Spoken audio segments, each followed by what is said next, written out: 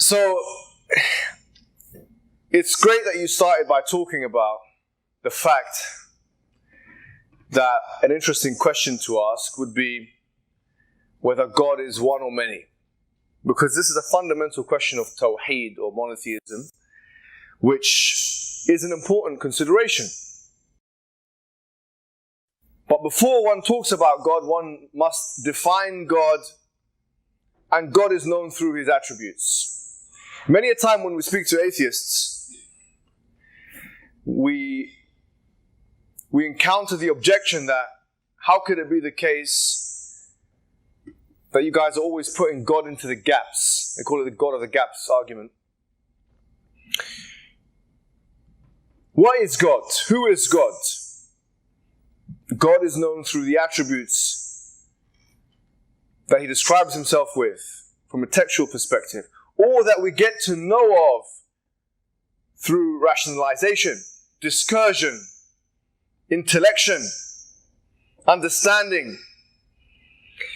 And those who have attended the seminar with me, we went through some very interesting arguments for God's existence, which are rationally based, teleological arguments, cosmological arguments, contingency arguments, and so on. And with these arguments, the aim is not to show that God exists in the conventional religious way, but it's to show that an entity exists with X, Y, and Z attributes, that a power exists, that an intelligence exists, that a knowledge exists, and so on. And through this intellection and this rationalization, we also find that it's not possible to conceive of, for instance, 2 or 3 or 4 or 5 almighties. You can't have more than one all-powerful agent. Because by definition, an all-powerful agent is one which is more powerful than everything else. So how can you have 2 of those? You can't have more than one independent agent. Because by definition, an independent agent is something which doesn't depend on anything else. And so it's only possible to have one independent sovereign agent. So we realize that rationally speaking, the idea of a monotheistic, a respectable monotheism, is the only rationally understood idea from a process of rationalization. You cannot come to a rational conclusion, a logical conclusion, that many gods exist. And we also talked in the seminar about the Quranic arguments for the oneness of God. Like, for instance, where Allah subhanahu wa ta'ala says, لَوْ كَانَ فِيهِمَا آلِهَةٌ إِلَّا اللَّهِ لَفَسَدَتَا فَسُبْحَانَ اللَّهِ رَبِّ الْعَرْشِ عَمَّا يَصِفُونَ. That if there were in them, i.e. the heavens and the earth, any other God other than God, then they would have been destroyed. Why? Because there cannot be more than one ultimate will controlling the teleological events of the universe. Think about it. If there was more than one ultimate will, which will would supersede which? There must be some kind of struggle that would be entailed from that reality, which would mean that the universe itself would cease to exist in an orderly state. This is the Quranic argument. And we talked about the other argument in the Quran. لَعَلَى بَعْضُهُمْ عَلَى بَعْضٍ. In chapter 23 of the Quran, verse 91. Surah Al-Mu'minun. What Allah says, if there were more than one God, they would have tried to outstrip one another. So the Quran not only offers rational arguments for respectable monotheism, but demonstrates through vivid analogy that it's not actually conceivable to think of more than one God. So once that's said now, the question is, do we actually need all of that anyways? Because the reality is this. The reality is our understanding, our knowledge of God Our knowledge of God is actually immediate knowledge. It's immediate knowledge. We know God. We know God without having any rational arguments put to us whatsoever. We know God by virtue of existing. And there have been some interesting studies that have been done, which can be cited. In 2011, for example, the Oxford University had a multidisciplinary study, and they come to that conclusion. They said that when we looked at children, they're born in a certain way, that they actually believe in a deity even before the process of socialization. So in other words, this is not something which they have been socially conditioned to believe in. And that's why there is an interesting cross-cultural reality of the belief in a deity. You're not naturally inclined to believe in non-existence of God. You naturally believe in God. René Descartes interestingly put this. He said, and we don't put it in this way, but he put it in this way. He said that we're all born with the autograph of God on us, with this intuition, with this immediate knowledge. And the Quran says, in describing why and how that is the case, well, Allah subhanahu wa ta'ala, He says in the Quran, He says,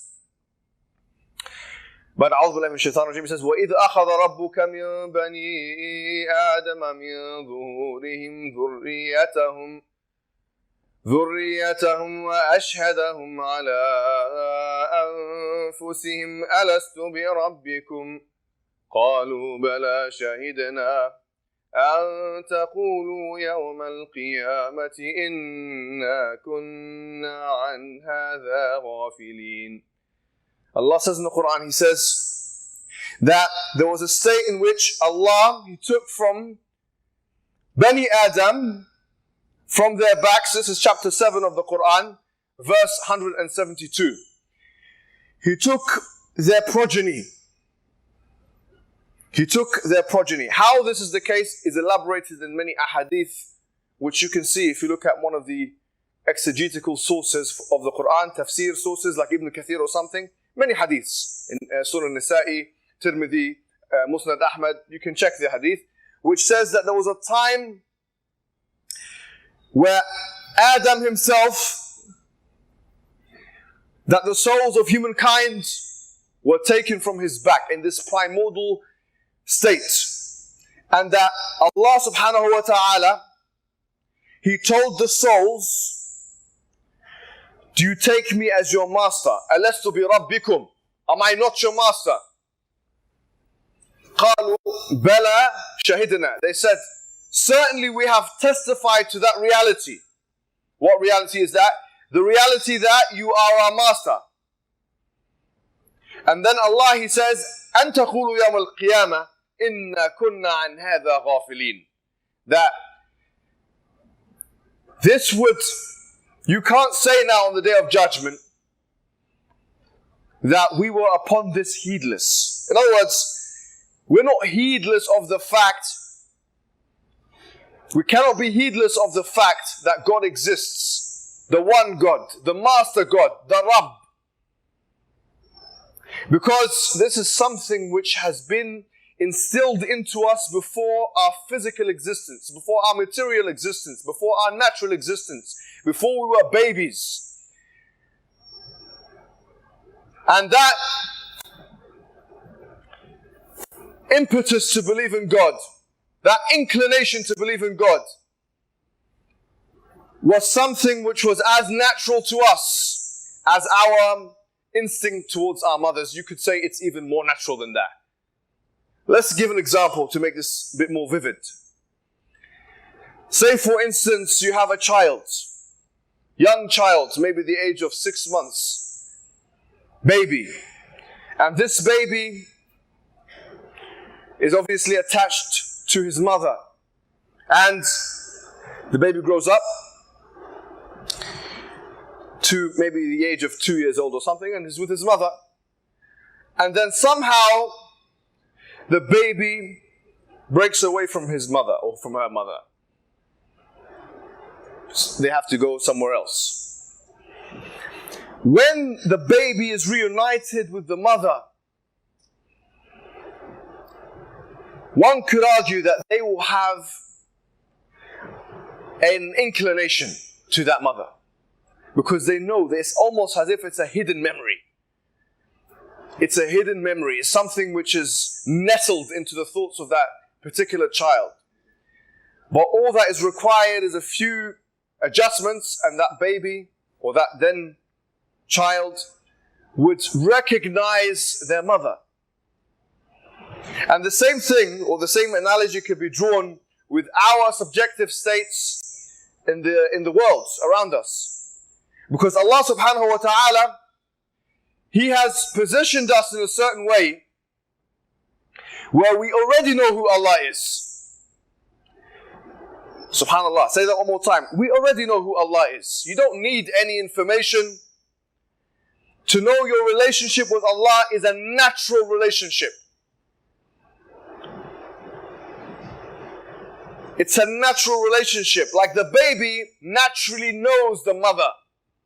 It's a natural maternal connection that can only be severed by force or by circumstance or by the process of socialization, which is exactly what the Prophet Muhammad ﷺ alluded to when he said, which is the hadith in Sahih Muslim and Bukhari of Abu Hurairah, where he says, كل مولود يولد على الفطرة.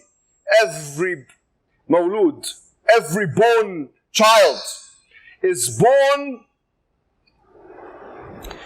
on the primordial predisposition of believing in God. The fitrah.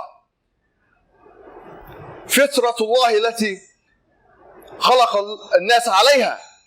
لا تبديل لخلق الله. As Allah subhanahu wa ta'ala says in Surah Al-Rum, that this is the fitrah of Allah that He created the human beings in. And that you will not find an alteration, a change in the way Allah subhanahu wa ta'ala creates His creatures. So, we know Allah by virtue of existence. The question is then, why does the Quran say, وَمَا كُنَّا مُعَذِّبِينَ حَتَّى نَبْعَثَ رَسُولًا? We were not going to punish them until we send them a messenger. This is Surah Al-Isra, chapter number 17, verse 15. By the way, I just saw Zakir Naik. I just met him, that's why I was a little bit late. And I'm acting like him now with the chapter number, verse number, yes? I had about an hour and a half meeting with him, and now I'm acting like Zakir Naik. Yes. So, but why is it the case though? You see, that Allah then needs to send messengers and prophets. If the situation was one where there was an initial recognition of who Allah subhanahu wa ta'ala was, why do we need messengers and prophets? Don't worry, it's a rhetorical question. You have your chance to ask your real questions. In the question and answer session, we have Sheikh Muhammad Uthman who's coming up and answering the questions with us. Fiqh related questions, this is his area, and hadith related things. Inshallah, he'll help us with that. But the answer is this, it's because, as the Arabs say, إِنَّمَا سُمِيَ الْإِنسَانِ إِنسَان لِكَثْرَةِ نِسْيَانِهِ. Like the human being was called insan, which comes from the Arabic word nisyan, because of the frequent forgetfulness of his nature. So the fact that we're human beings entails almost that we will forget. So that process of socialization, where the Prophet then told us in the hadith, his parents will make him into a Jew, his parents will make him into a Christian, his parents will make him into a Magian.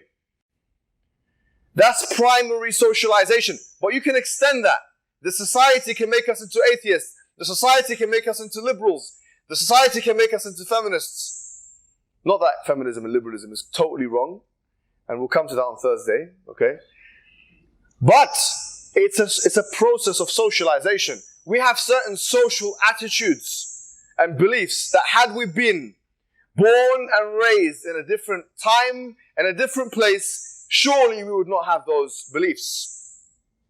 So that process of socialization is what moves the human being away from believing in Allah subhanahu wa ta'ala, in the purity of his monotheism, and recognizing that contract that you had initially with Allah subhanahu wa ta'ala.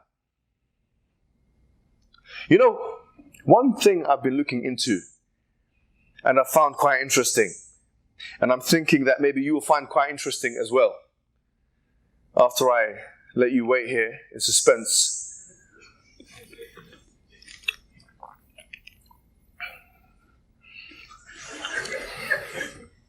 Yes, and this might seem like it's completely not related to what we're talking about today.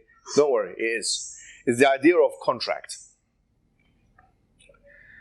I was recently having a discussion with some liberals about prostitution. What did you say? What are you talking about, man? We're talking about what you never knew about God.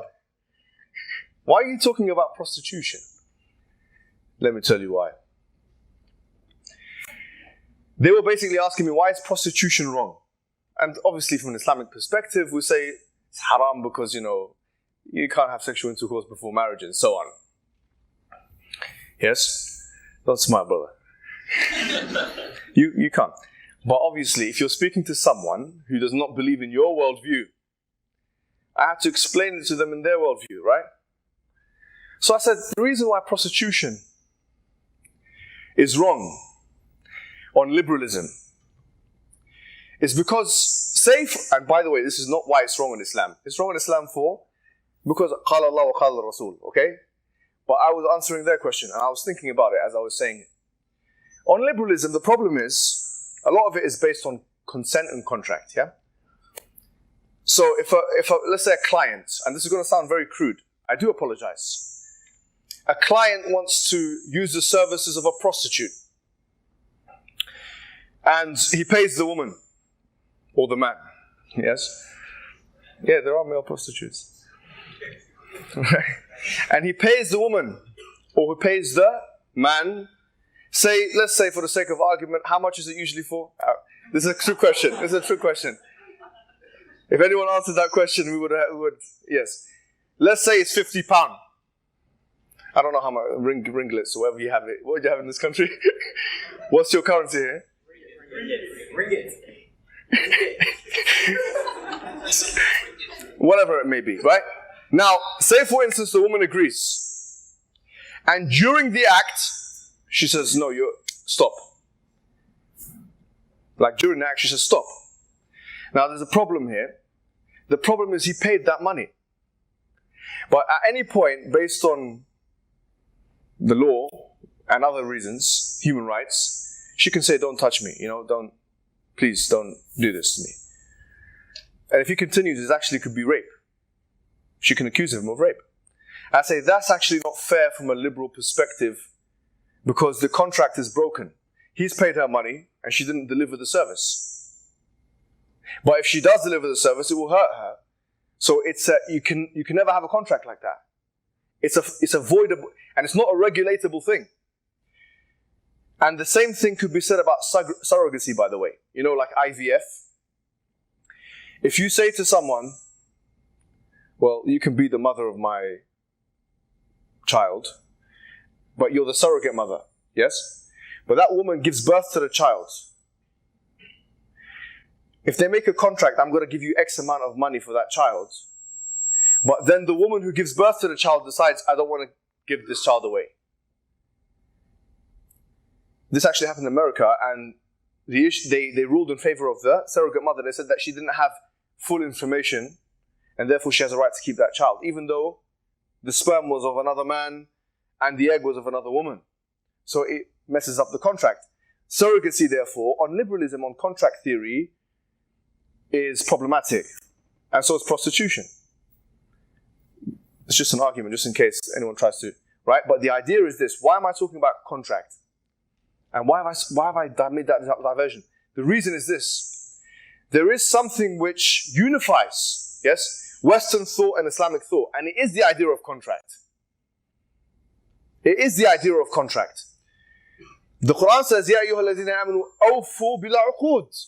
O you who believe, fulfill the contracts. And in liberal theory, one of the underpinning things is, got to make sure that you fulfill the contract. Because it's so obvious that chaos would ensue. Listen carefully. Chaos would ensue if contracts are not abided by.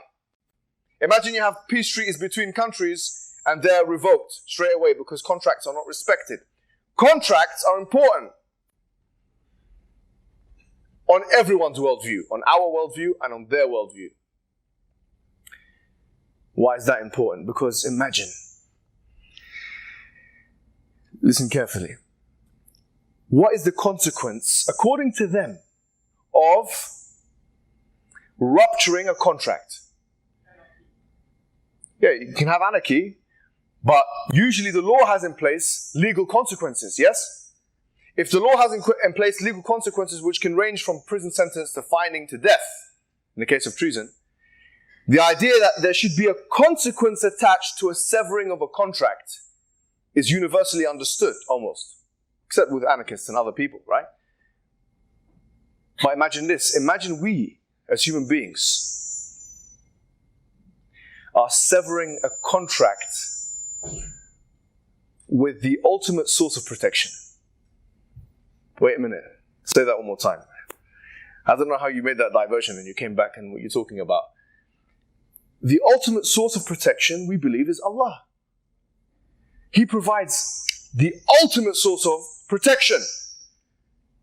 So, isn't it the same logic to suppose, to postulate, to submit, to say that if you break the contract that was initially in place, the mithaq, and that you agreed upon in the primordial state, if you sever that contract, there should be a consequence. And it's within the rights of the source of protection to remove that protection from you.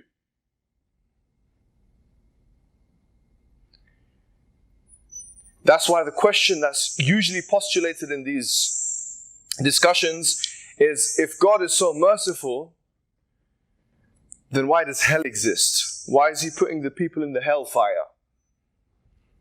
What kind of merciful God is that? He's putting the people in the hellfire. What kind of justice is that? The hellfire is an ultimate manifestation of the removal of Allah's protection from humans. Say that one more time. The hellfire is an ultimate manifestation of the removal of Allah's protection from human beings.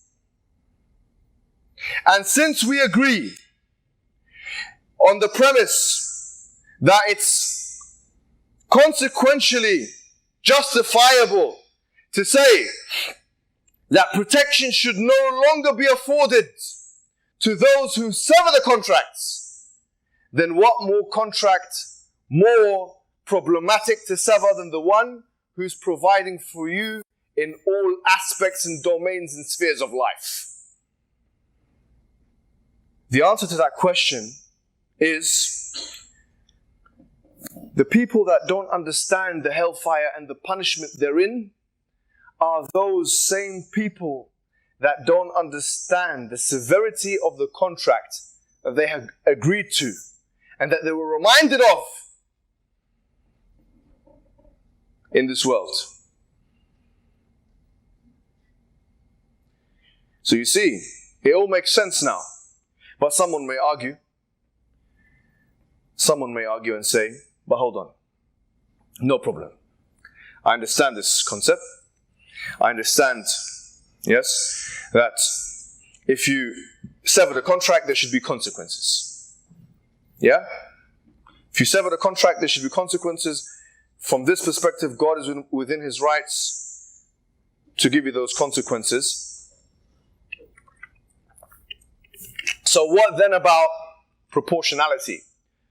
For instance, if someone was a kafir or disbeliever, someone who severed the contract, because what is a disbeliever? A disbeliever is someone, kafir literally means kafara, from the farmer. He's a farmer. Because he's literally covering the truth. Like the seed, you coat it with soil, and the truth, you're covering it with falsehood. And that is the ultimate manifestation of the severing of the contract.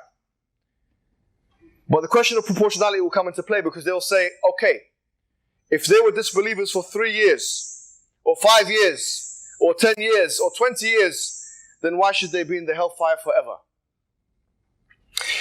And this is a lack of proportionality. Yes, this is a lack of proportionality. Well, we say to that, who told you that time should all be treated equally and sins should be connected to time inextricably? Let me give you an example. And this brother of mine called Abdullah Andalusi, we were discussing this, he was giving me these pointers. It was a really good example he gave. I like to give him credit for that. He said, for example, if someone takes out a knife and he stabs someone, goes straight for the jugular and kills the person in 3 seconds. Yes? If someone does that in 3 seconds, should they be punished for 3 seconds? On this logic, they should be. Why not? 3 seconds, you only were transgressing for 3 seconds. So go into prison for 3 seconds, or do this, go to the hellfire for 3 seconds. No. Clearly, there is a problem with equating time here. So the idea is, shirk, or the association of partners with Allah, is valued so epistemically high in the ranking of crimes, because it is the ultimate rupturing of the most important contract, that even doing it for 1 second, even believing in that and doing it for 1 second, it's conceivable for 1 second, 2 seconds, 5 seconds, and you die upon it, and those are your last 5 seconds, that you will be in eternal punishment in the hellfire. And that is logically, rationally justifiable on both worldviews. Because to understand Allah and Tawheed, we must understand shirk and how dark and horrible and evil and grotesque and disgusting this crime is. How dare someone redirect their veneration, their love, their awe, their hope, their fear from the one who's offering all sources of hope and all sources of protection from fear, who is Allah subhanahu wa ta'ala. This is the most problematic and egregious and the most vile of crimes any human being can do. Worse than theft, worse than murder, worse than rape. There's nothing worse than that. Why is murder wrong? Because it's an ultimate violation of someone's right to life. Why is rape wrong? Because it's an ultimate violation of a man or a woman's right to dignity and to decision making in sexual intercourse.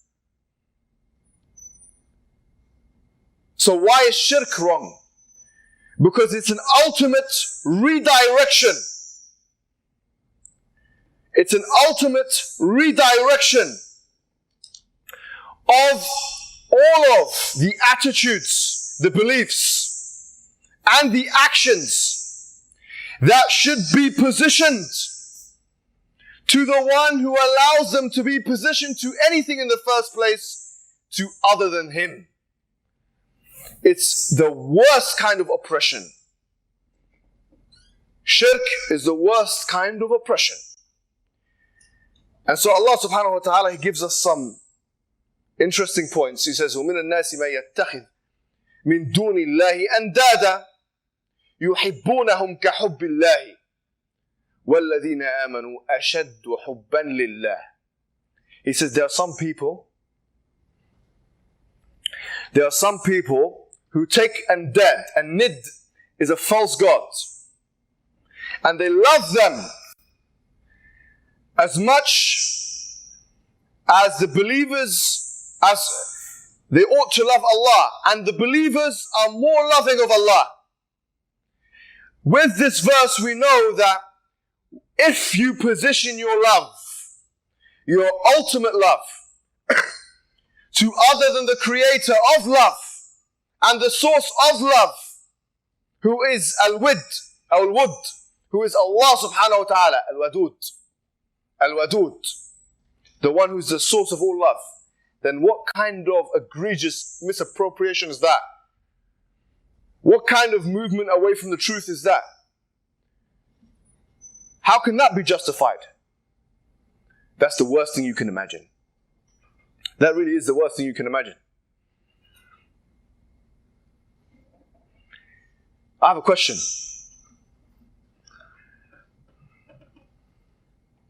My question is this.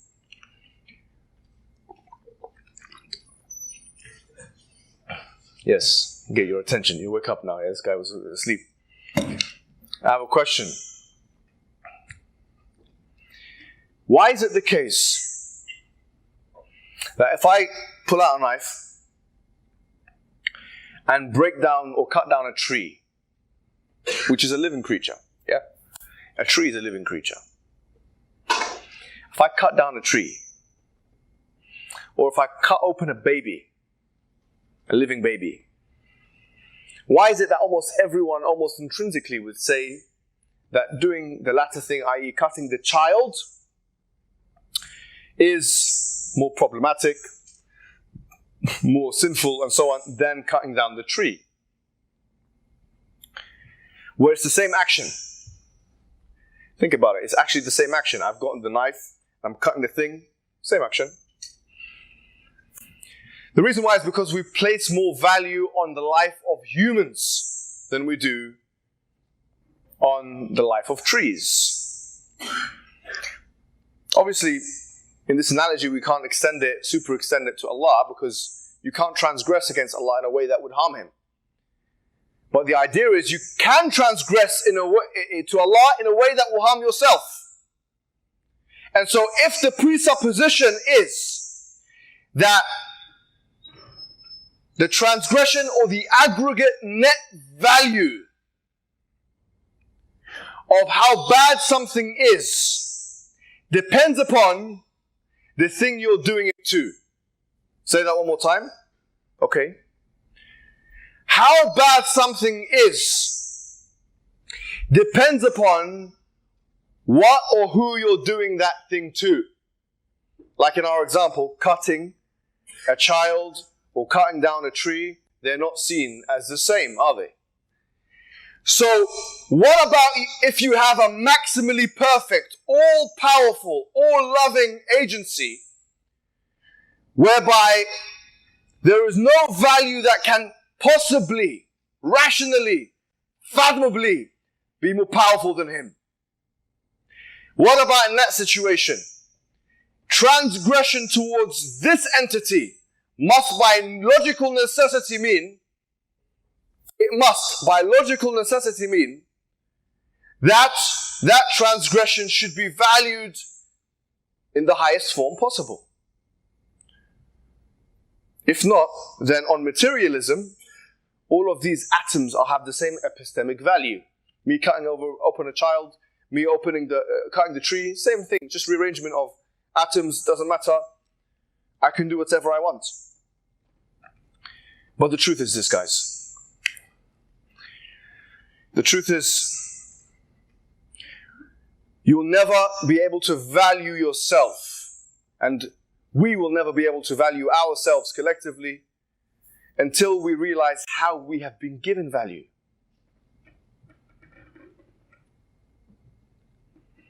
We will never be able to love ourselves until we realize how we have been given that love. Because the truth is, I was reading Eric Fromm, I think his name is Eric Fromm, with 2 M's at the end, and he was talking about loving oneself. Because we talked about hellfire for a long time, so maybe I think we should end with love in heaven or something, because it is a bit sometimes of an intense subject. But he was saying, Eric Fromm was saying, it's not from egocentricity. Yeah, it's not something which is selfish if you actually love yourself. Because what you're doing is you're valuing your integrity as a human being. That was his argument. He's saying you're valuing your integrity, your person as a human being, and loving yourself is not an expression of ego. It's not. But if we extend this understanding to asking the important question of who created us, which we talked about probably in the last session, and I'm sure you had that conversation yesterday as well. Who created us? And we come to the conclusion that it was this all-powerful, all-knowing, Al-Qadir, Al-Alim, Al-Hakim, the wise one, the powerful one, and so on. And of course the loving one as well. Yeah.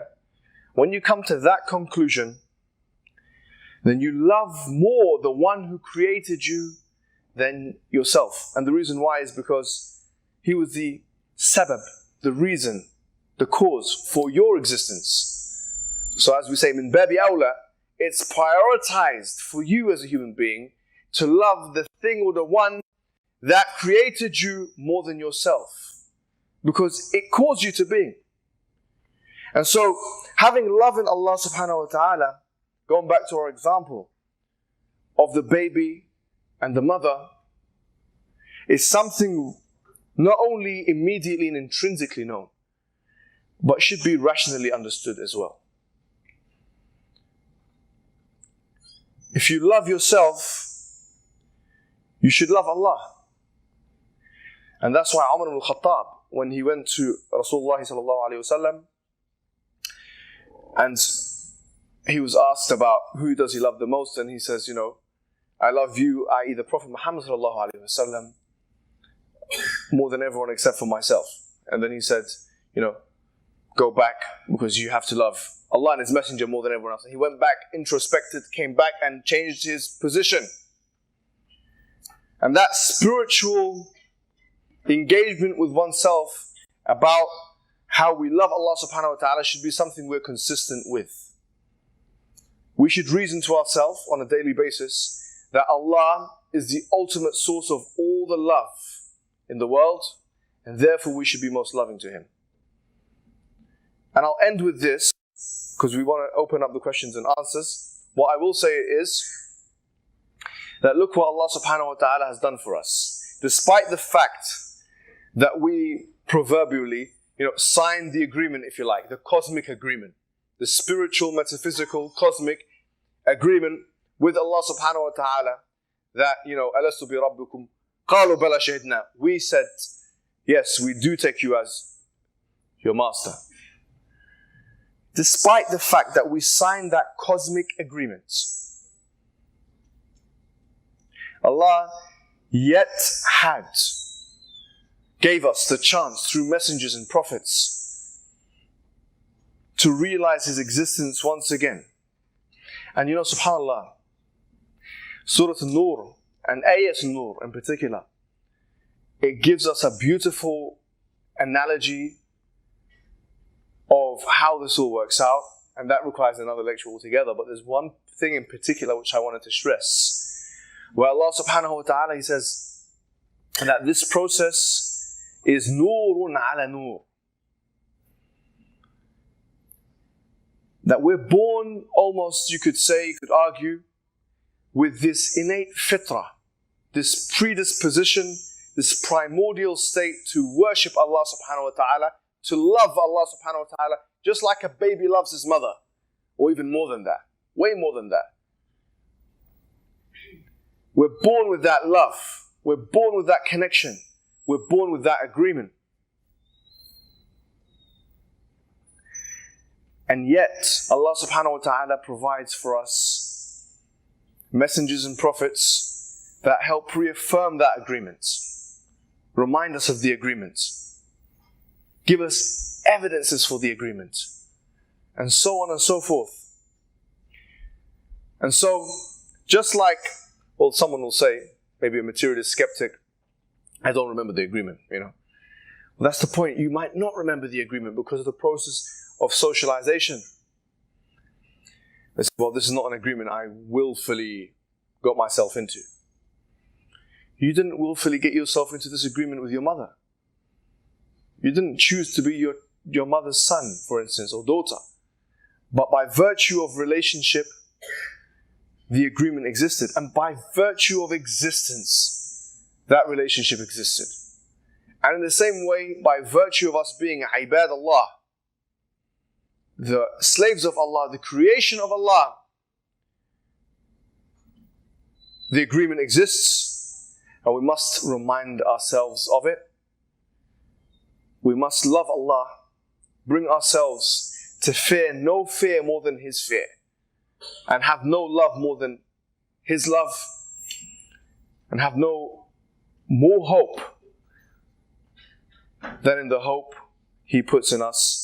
Jazakumullahu khairan, and we're going to open it up, inshallah, for questions and answers. On the form, and one of which says, there are many possibilities of reality.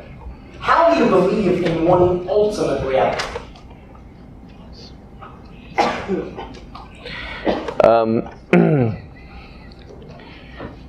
So the answer to that question is that if you're asking from a philosophical perspective about reality, I don't want to go into a long philosophical lecture. It might bore you guys. It's interesting for me, but might not be interesting for you.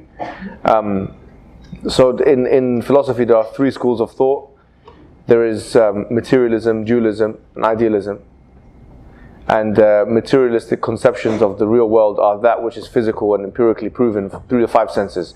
Dualism is the mind and body separation. And then idealism is that everything which is thought ontologically is that which is real. It's like a matrix world, basically. That made you wake up a little bit, that one. So the short answer is, when I present arguments for God's existence, I realize that there are those three schools of thought, for example, and what I try and do is I cater for all of them. So I put forward an argument that can be made ontologically, which means just solely in the mind, and at the same time it can be made cosmologically as well. So now an atheist can't say, but I'm not a materialist, I'm an idealist. So okay, well, I've got the argument for you in idealist format. If he says, no, I'm a materialist, no problem. The same argument applies cosmologically. If you're a dualist, no problem. Once again, you can combine between the two things. And so, on all conceptions of the reality of the universe, one can make an argument for the existence of God. And I think probably the best one, which will tick all three philosophical boxes, is the contingency argument, which postulates that everything which is dependent requires something to depend upon, and that therefore there must be one necessary independent being. Because you can think about that in your mind without having to contextualize that in the cosmos, and you can prove that in the cosmos by showing, look, for example, this mobile phone is dependent. If I bring this mobile phone and my mobile phone and his mobile phone and someone else's mobile phone, and I put all three of them together, and in the analogy, existence represents power in this analogy, yeah? So I put all three mobile phones together and I'll say, I'll put one charger, I'll connect all three of them together so that they can charge each other. About 24 hours will elapse and all three of them what will happen to the three phones? They will all run out of power, isn't it? Yeah? Or maybe, okay, fine, 48 hours for the sake of argument, yeah? If you have those good phones here in Malaysia. So after 48 hours, all phones will die. So the understanding is that you need to have an ultimate source of power. So that can be made physically. That's a physical argument, but it can also be made intellectually, ontologically through the mind, and you don't need the mobile phone example. From that perspective, the belief in one independent God as a true reality and as an ultimate one is inescapable from anyone. Yeah. The second question from the audience says, how can I believe in the Day of Judgment with certainty? What's the proof? Thought about that. بسم الله والحمد لله والصلاة والسلام على رسول الله وعلى آله وأصحابه ومن والاه أما بعد. The very underpinning of Iman is to believe in Allah Jalla wa Ala, and to believe in that which He has brought forth and that which He has sent by way of messengers, by way of revelation, and by virtue of that we accept and we believe everything that is indicated in the Kitab and the Sunnah. And from that is Yawm al-Qiyamah. From that is Yawm al-Ma'ad, the final recompense, the Day of Judgment, the Day of Reckoning, the Day of Standing. And likewise, this applies to any other arkan al-Iman, any other pillar of faith. We believe in it, and we believe in it with absolute certainty, as Imam Bukhari says, وَأَيْقُنُوا بِذَلِكَ كُلِّهِ. And they have complete certainty in everything that is authentic, everything that has come down from An-Nabi sallallahu alayhi wa sallam, from Allah subhanahu wa ta'ala, by way of the Messenger sallallahu alayhi wa sallam. Are there any questions from the floor? That's interesting. Come on, what's going on? I know there's some questions. Come on, Bismillah. If you want to write it down on a piece of paper, guys, if you want to write it down on a piece of paper and then bring it to the front, that's alright as well. It's very interesting because this does not stop. I have a lot of questions here. Oh, okay. So We do want to get a bit of engagement. Otherwise, we're going to ask you questions. Yeah. So we'll give you one more question like this. Otherwise, we're going to start asking you questions. And I'll start with this guy that wanted to wrestle me in the masjid there. That's running away. Yeah. And I've got a question. How did it feel being in that position? Huh? we'll speak about wrestling later. This comes from my brothers and sisters. Had to wake the guys up. The question says, prove that the Quran has never been altered. Yeah. Okay. Right. Okay. So I'll do some and you can do some, inshallah. You can kind of. Well, here's the thing. That is actually a bit of a trick question, actually. If you think about it on the prime facie value, are there variations of the Quran which are sanctioned by the Prophet? Yeah. Are there alterations which are sanctioned by the Prophet? Therefore, from an Islamic perspective, from an Islamic perspective, they're acceptable and legitimate. Yeah, there are. So, for example, the qira'ah of Malik and Malik. Yeah, these are variations. Now, which are sanctioned by the Prophet. Malik means owner of the Day of Judgment. Malik means the king of the Day of Judgment. The question is, has there been any omission or insertion into the Quran which is not sanctioned by the Prophet? That's the true question. Yeah, has there been any omission and insertion into the Quran which is non-sanctioned, illegitimate, non-religious? And the answer is, this is easily provable that it's not the case. And we prove this through tawatur, the fact that you have different levels of Sahaba, all of which recited the same material that was received to them by the Prophet Muhammad sallallahu alaihi wasallam, the same Quran, and that this existed at every level. We also have, as we know, in Turkey and in Sana'a, in Yemen and other places, we have the physical Mus'haf. That physical Mus'haf has actually been carbon dated to 651 AD. It's respectable carbon dated, which means it goes back from that method to the time of Uthman. From a historical perspective, it's definitely acceptable. You have other materials which reference the Quran, all of which reference it in the ways which have been legitimized by the Prophet Muhammad sallallahu alaihi wasallam, and therefore there is an abundance of evidence to the preservation of the Quran as we understand the term Quran, including of the variants which are sanctioned and legitimized by the Prophet Muhammad sallallahu alaihi wasallam. So the main counter argument someone has to this is the putting forward of qira'at differences, but the weakness of that counter argument doesn't consider the fact that they are legitimized by the Prophet Muhammad sallallahu alaihi wasallam. That's the main argument, really. Apart from that though, it's certainly preserved. It's certainly, and there's no controversy now. I mean, you're not going to find Muslims are fighting about everything, right? They're fighting about, how many Taraweeh prayers to do, politics. They're fighting each other, but they don't fight about, what the Quran is. That's not something you'll find a Sufi or a Salafi or a Ikhwani or a Deobandi or a Brelvi fighting each other in the streets about. All of them have the same Quran, and that is something which the Christians cannot boast, for example. They cannot say that they have. Just to me, the contradiction of having a free will. How do we have a free will if everything is written for us since birth? And when the answer is, can't you do anything you want? It doesn't prove this wrong. Doesn't it prove this wrong? It just confirms the contradiction. Hold up. Continue. No, you take.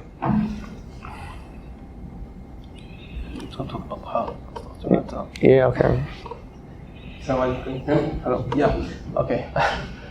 The reality is, brothers and sisters, that the issue of qadr and the issue of predestination is something that we can't grasp fully of it.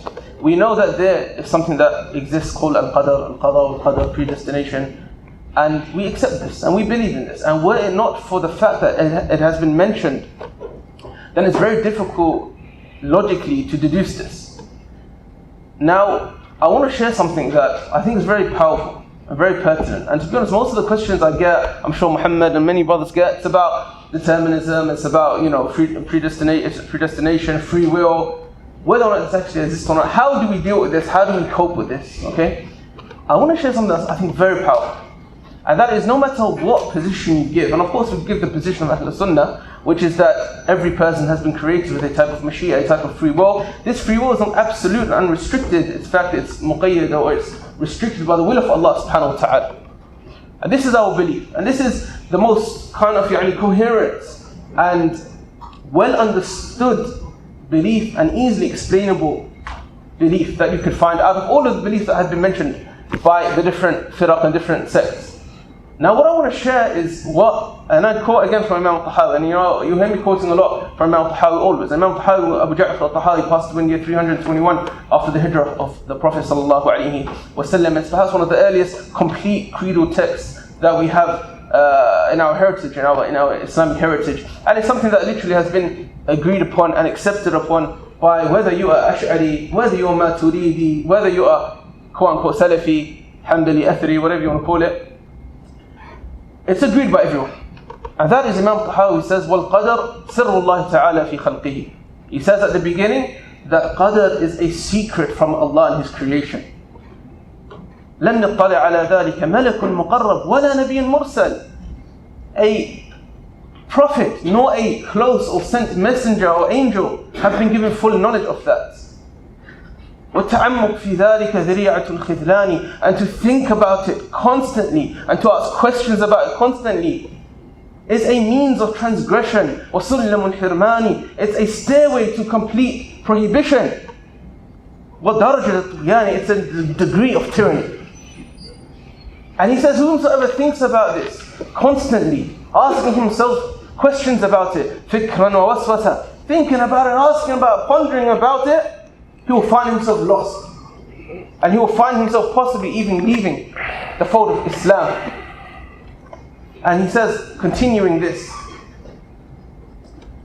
لأن الرب, because the Lord, Allah Jalla wa Ala, لا يسأل عما يفعل. He is not to be asked about what He does. Rather, they are asked, the creation are asked about what they do. لا يسأل عما يفعل وهم يسألون. Allah Jalla wa Ala says that they are not asked about what they do. Rather, Allah is not asked about what He does. Rather, the creation asks what they do. The reality, brothers, is that this issue of qadr is a part of the knowledge which we don't have complete knowledge of. Allah subhanahu wa ta'ala in His infinite wisdom hasn't given us full knowledge of this. وَمَا أُوتِيتُم مِّنَ الْعِلْمِ إِلَّا قَلِيلًا. You have not been granted of knowledge except a small amount. And we have to be humble and we have to accept that, you know what? Allahu a'lam. Allah knows best the full description of us. Just like we know we believe in the soul, right? We believe that there's an existence called the ruh, right or wrong? Yes, na'am. Is there anyone here that can explain it fully? The haqiqah, the reality of it? No. But we believe in it. Why? Because we have been informed of this. And Allah Jalla wa Ala knows best. We'll answer that problem. Sorry, go ahead. Yeah, I just want to add something to it, yeah. What I was going to say was that we always have to look at the premise of the interrogator. So the premise of the interrogator here is that we should look at it that determinism and free will in a vacuum are contradictory, yeah? But we're not looking at it in a vacuum. The question is, our premise is as follows: if something is not fundamentally against the sifat al-dhatiyya of Allah subhanahu wa ta'ala, the intrinsic essential attributes of Allah, then Allah can make it possible. So for example, Allah is capable of making it happen. So in other words, if someone says Allah is 3 in 1 and 1 in 3, this is problematic because it goes against the fact that He's one God. So it's a contradiction to His essential attribute of oneness. If one took the Jabari position, which was an old school position, which is that Allah has all the power and that human beings had no free will, this will be problematic because it removes agency from humans, and you could argue it's unjust, because why would Allah create human beings that He would put into the fire without them having any free will in that matter at all? However, if you went for the Qadri position, which was the fact that human beings are the ones who have full agency and Allah has no power to influence that decision of the human being, then that would contradict the omnipotence of God, the qudra of Allah subhanahu wa ta'ala, the will, the power of Allah.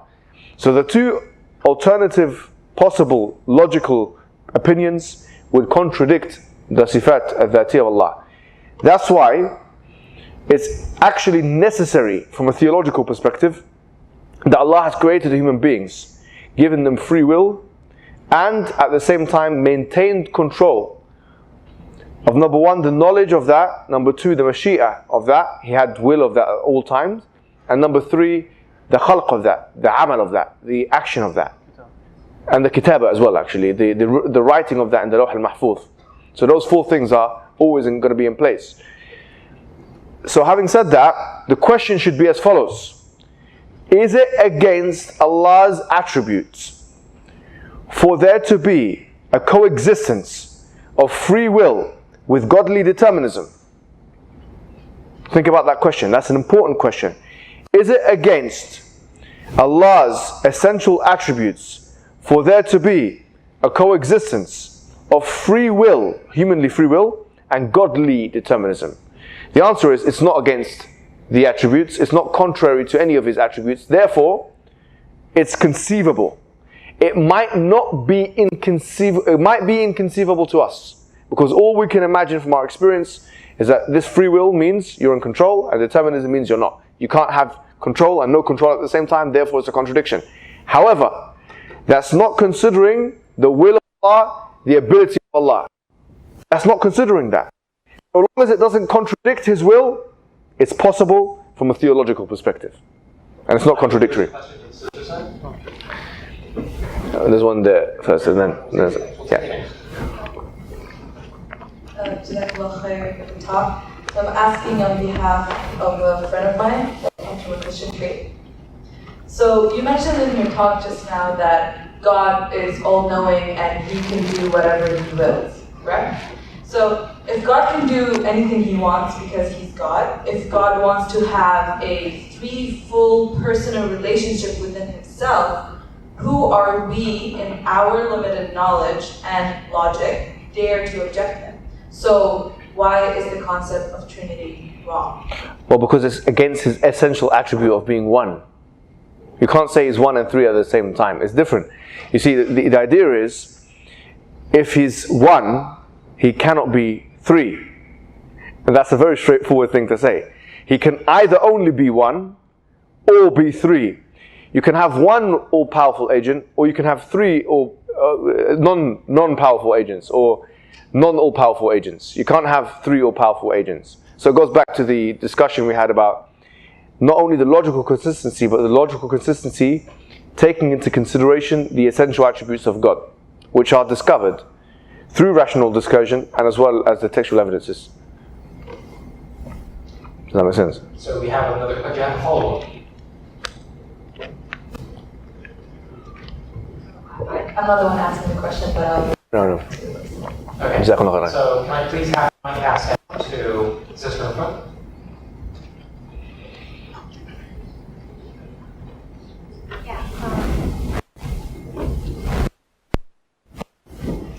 If you, since we say that God is all-knowing, wouldn't you argue that since Allah is all-knowing, He knows every single possibility that ever could happen and ever would have happened, and thus we are given free will to exercise it, but God knows which path we take.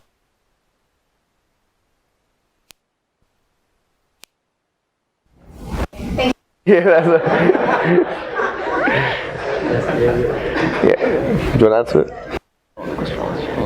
Does Allah know what we're going to do? Like, if we're going to, yeah, He knows we're going to go to heaven or Allah hell. Jalla wa'ala, there's a famous kind of line that's always in books of theology, which is that Allah subhanahu wa ta'ala alima ma kana, Allah knows what was, wa ma huwa ka'in, what is, wa ma sayakun, what will be, wa ma lam yakun law kana kayf yakun, even what was going to be if it was not going to be. I mean, if there was not this concept of ilm and this complete, absolute, perfect understanding of knowledge that's attributed to Allah subhanahu wa ta'ala, then that would be a defect in Allah. It would be a defect in Allah Jalla wa'ala, and it will contradict the fact that He's Alim.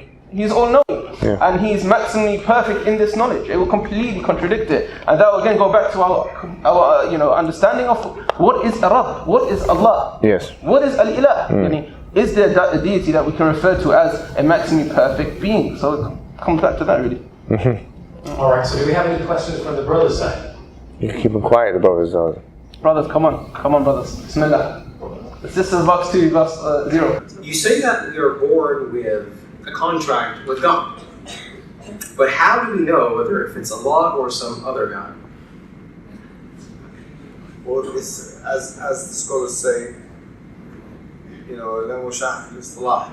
You can call it, let's say for the sake of argument, even if you say it's not Allah, you don't call him Allah, but you're referring to him. So you can, and this is one of the semantic games that a lot of atheists fall into. You say, okay, well, I don't believe in Allah. I say, well, what do you believe in? And then you go through the arguments with them, and they end up believing in an all-powerful agency, which is eternal and so on.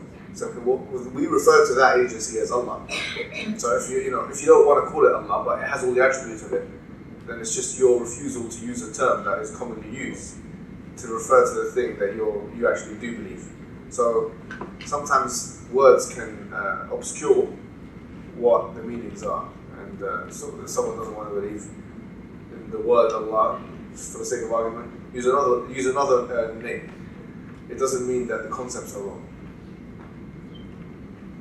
As God is all powerful. Oh, please.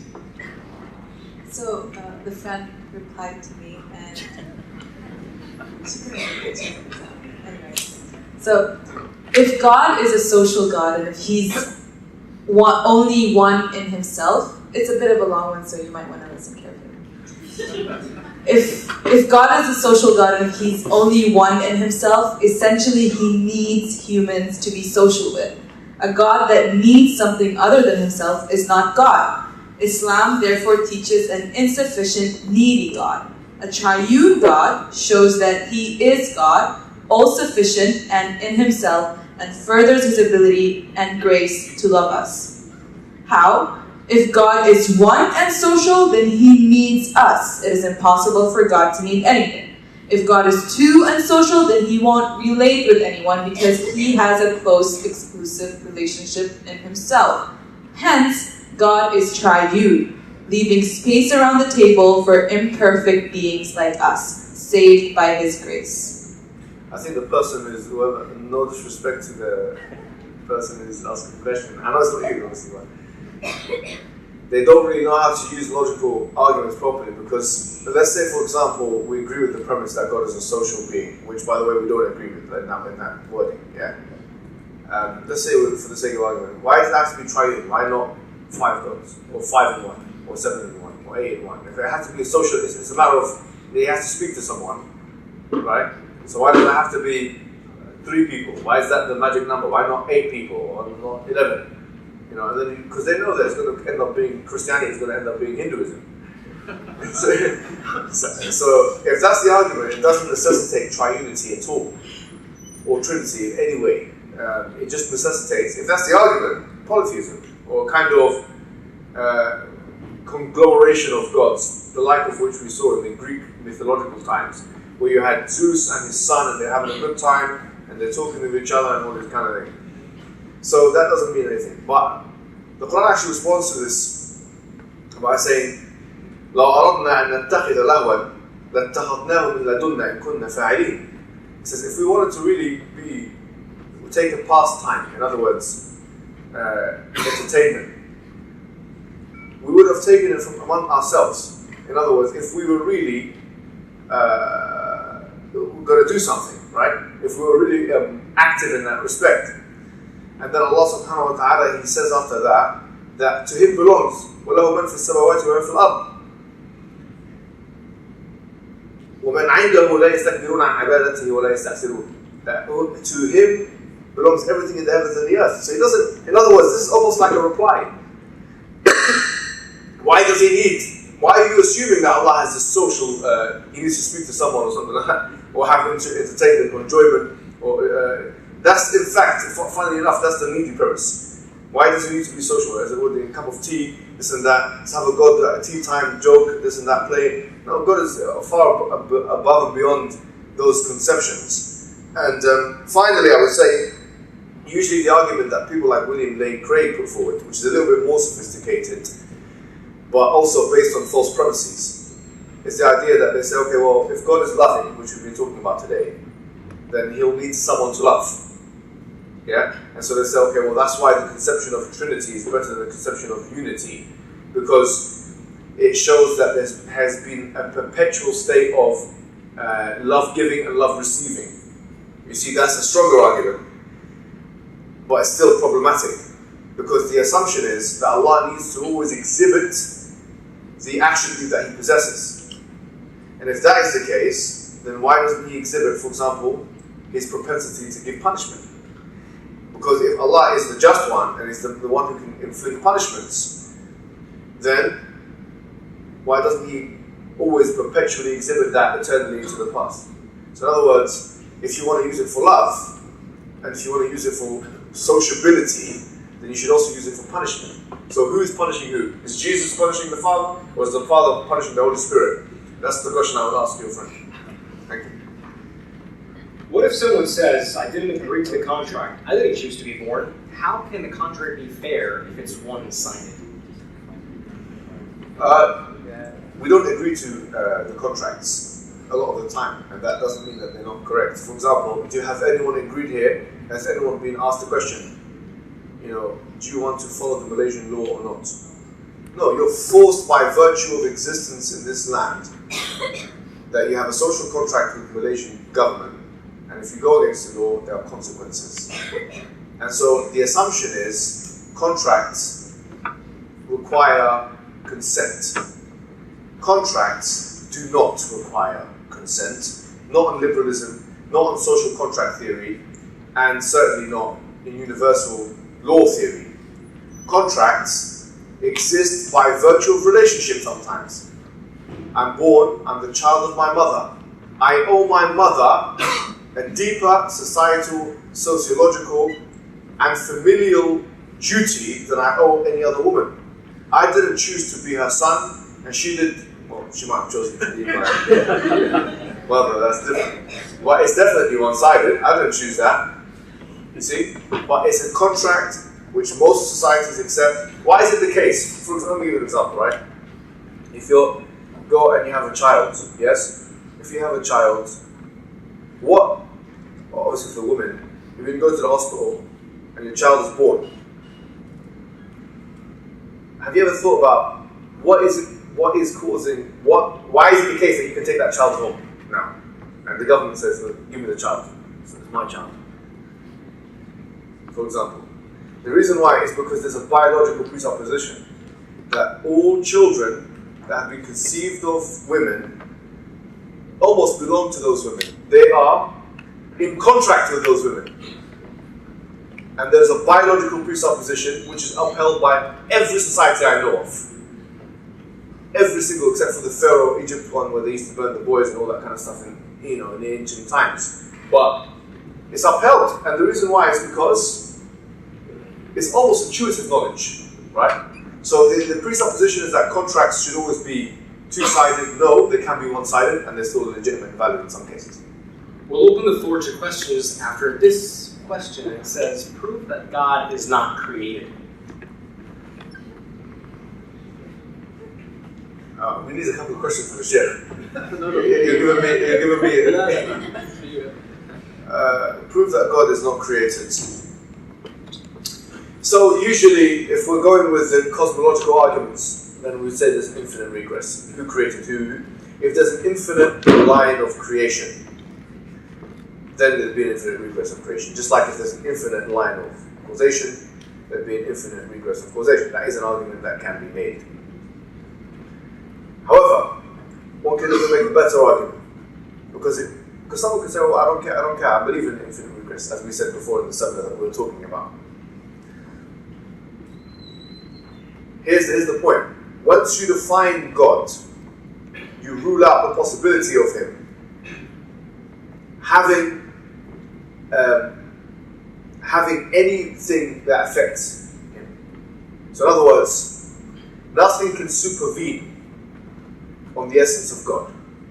Once one realizes through discursion that God is the eternal one independent, then by virtue of that discursion, you realize that nothing can affect God, basically.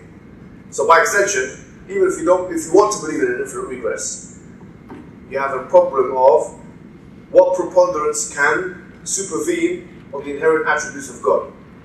So, is that like a lot of big words or something like that?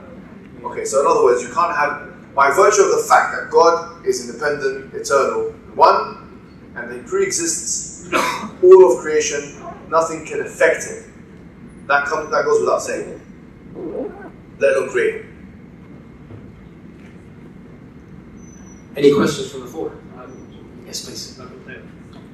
Jazakumullah khair, thank you so much for the wonderful talk. The question I have is, as Muslims and the views that we have about God and the proposition you have tonight, the Prophet Muhammad sallallahu alaihi wasallam, I know this is the topic for tomorrow's night, but what are the struggles that he went through explaining to the pagan believers and the non-believers at his time the concept of God and the struggles they went through affirming that there is one true God and how that is practiced or embodied in everyday life?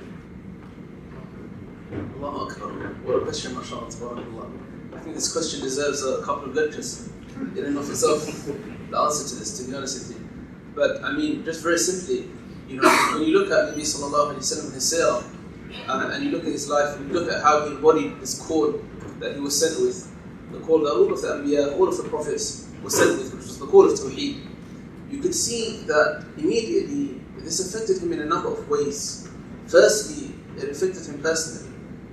Because by him calling to Allah and Allah alone for worship, it affected the status quo, which was the prevailing norm in Qurayshi society, which was to utilize it to worship more than one God. Over 360 idols they had. And this was mainly done, by mentioning some of the ulama, it was not only done for theological purposes, but a lot of it was for economic reasons as well. Building ties with neighboring tribes, having dominance and control over the Kaaba, which was a main trading route as well at the time. So by Nabi sallallahu alayhi wa sallam being sent with this call, as he gathered the Quraysh together, and he said, if I was to tell you that there was an army behind me, akuntum musaddiqeen, would you believe me? And they all said, of course we will believe you. You have never lied before. فَإِنِّي نَذِيرٌ لَكُمْ بَيْنِ يَدَيْ عَذَابٍ شَدِيدٍ. Then he said, I have been sent as a forewarner, warning you of a painful punishment. And then Abu Lahab said, أَجَمَعْتَنَا لِهَذَا? Have you gathered us just to tell us this? تَبَّهْ. Woe be to you, why have you wasted our time for this? And then as the days went on, and then Allah subhanahu wa ta'ala instructed Nabi sallallahu alayhi wa sallam to then be open with the calling. After it was done in secret, فَاصْدَعْ بِمَا تُؤْمَرْ وَأَعْرِضْ عَنِ الْمُشْرِكِينَ, an ayah that was very heavy upon Nabi sallallahu alayhi wa sallam, was very weighty upon him, which was to now preach openly, call them all to Tawheed. And Nabi sallallahu alayhi wa sallam, this ayah was very, very, very weighty upon him. do something in secret. He had to go out into the public now and face persecution, public persecution. We know what happened when he was at the Kaaba and he was in sujood, and they brought the entrails of a camel and they threw it upon him in front of everyone, sallallahu alayhi wasallam. And then Fatima radiallahu ta'ala anha came and started taking off her father's back, sallallahu alayhi wasallam. We knew what happened to Nabi sallallahu alayhi wasallam when he went to Tabuk and he started calling the people after he was forsaken by Quraysh, after the boycott happened and they would not believe him. And the people of Tabuk gathered their children to throw stones at him in Ta'if, afwan, and to ridicule him. And then eventually he was covered in blood. And even when the angel of the Jibal, of the mountains, came to him and asked him, if you want, I will collapse these mountains upon him. And he said, of course not.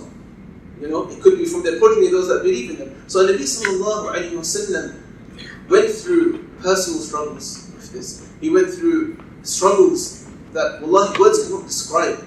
In order to call him Islam, he was called a sahib, a magician. He was called a kadhab, a liar. He was called majnoon. He was called someone who was insane, who lost their mind. But yet he prevailed, sallallahu alayhi wa sallam. And Allah Jalla wa Ala willed it that he will be successful. Inna lanansuru rusulana walladhina amanu. Indeed, we will give victory to our messengers and to those who believe. And this, some of the ulama actually mentioned that this is one of the clearest signs that the Prophet sallallahu alayhi wa sallam was truthful. Because Allah granted him victory in his life and subhanallah after his passing sallallahu alayhi wa sallam in such a way that was never granted to anyone. The spirit of Islam is unparalleled in history. And so, yeah, this is, the topic is definitely a great topic and requires a lot of discussion and kind of to examine it. But this is just a brief summary of it. Wallahu ta'ala. If God knows all possibilities and He knew that He would create a creation that would disobey, then why make them? Isn't it unjust to make creation of some who are doomed to hell? So this, once again, the most logical form of this argument was put forward by a Hellenistic philosopher called Epicurus. And Epicurus, he put the argument in a little bit of a different way, but it's the same kind of argument. He said that if God created human beings, and he was talking about the problem of evil, he said that if you create evil in the world, his non-intervention in evil would be either against his omnipotence or against his mercy. That's how he said it. But this logical form potentially could be used now to rehash this discussion, or rehash this question. The question is it possible that God can maintain, or we can maintain a perfect understanding of God as a merciful God in the knowledge that He also puts people in the hellfire? So the answer to that question is as follows. As we said before, the hellfire is an ultimate manifestation of God's justice. And it's also an ultimate manifestation of His removal of His mercy. And so, if someone is asking, how can a merciful God put people in the hellfire? Then the answer is, in that instance, He's not utilizing His mercy, per se. Or the main attribute being emphasized here is not mercy, is in fact justice. It's the removal of mercy, in fact. So we would agree with the questioner's sentiment that it's not the embodiment of mercy to put someone in the hellfire. That's why the Christian conception of God as an all-loving God that loves everyone is a flawed one. It's problematic. It says God loves you. But if God loves everyone, then why does He put some people in the hellfire? That's the question. We as Muslims, we don't say God loves everyone. We believe in conditional love.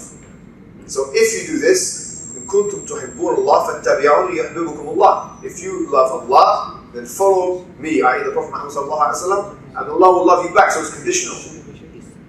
Whereas with Christianity, it's supposedly unconditional. In which case, there will be a contradiction, because the question is, how can you have an all-loving God that puts people in the hellfire?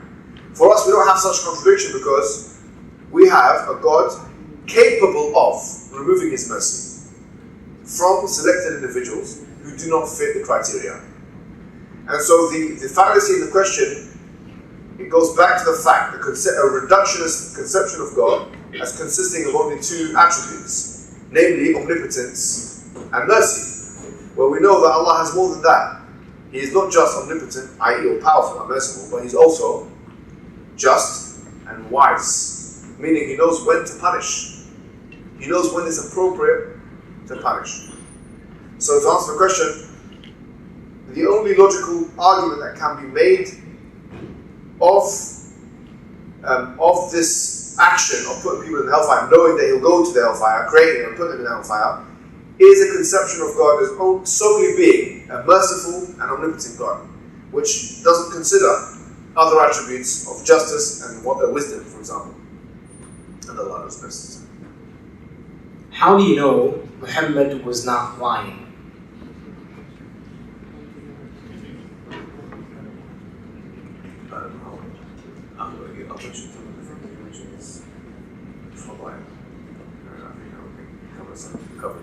It's a good question. So, basically, I would say the best evidence for that is the Quran. Okay, because the Quran, as we went through in the seminar, is composed of things which are extra human, in the sense that they cannot be composed by human beings. And we talked about the linguistic and the structural and the prophetic and the historical accuracy of the Quran. Can I say linguistic? And the linguistic and all those things, right? So that is probably the best argument one can make. When someone sees the veracity of those evidence items being put forward, then one is convinced through the evidence items, in addition to his khuluq and his fada'il and his virtues and so on. And I'm going to pass it on to brother, to the Sheikh. No.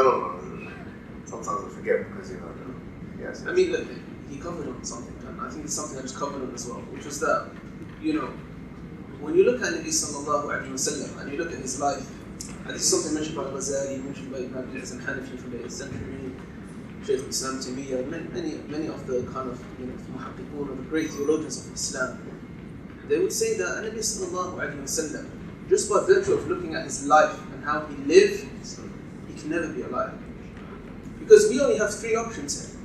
We only have three options. Either Nabi sallallahu alayhi wa sallam was deluded, or he was lying, or he was truthful. And if he was lying, then this lie would be exposed. It would be exposed in one of the thousands, hundreds of thousands of prophetic ahadith or ayat claims made in the Quran, both in the Quran and the Sunnah. It would have to be exposed one way or another. Or certain facets of his life will have to be exposed and deemed unworthy of being attributed to a prophet sent from God sallallahu alayhi wa sallam. But this is not the case. SubhanAllah. This is not the case any way, shape or form. And to come today, I was actually reading something by a great alim from Islam called Jamaluddin al-Qasim. Jamaluddin al-Qasim. Together, guys. Yeah, Jamaluddin al-Qasim was a great muhaddith. He passed away about a century ago, maybe 2 centuries. And he has such a beautiful passage where he talks about this, the kind of what he mentioned, the structural coherence of the Quran and the linguistic miracle, the nature of the Quran, and how this could be from no man whatsoever. And he mentioned the story that Amr ibn al-As once went to Musaylim al-Kadhab, the imposter, and he said, just now, this is Amr ibn al-As radiallahu anhu speaking, he said, just now, a surah was revealed to the Messenger sallallahu alayhi wa sallam. A surah so simple but yet so powerful. You know what that surah was? Wal Asr. By the token of time, indeed man is in lost, except for those who believe and those who do good deeds, and those who assist one another, and those who assist one another in patience. And so Musaylim al-Kadhab, of course, knowing of the challenge of the Quran, he sat there for a minute, and then he was like, you know what? Something has just been revealed to me as well. Yeah, something's very appealed to me as well. So, wait, yeah, Ahmed, let me tell you.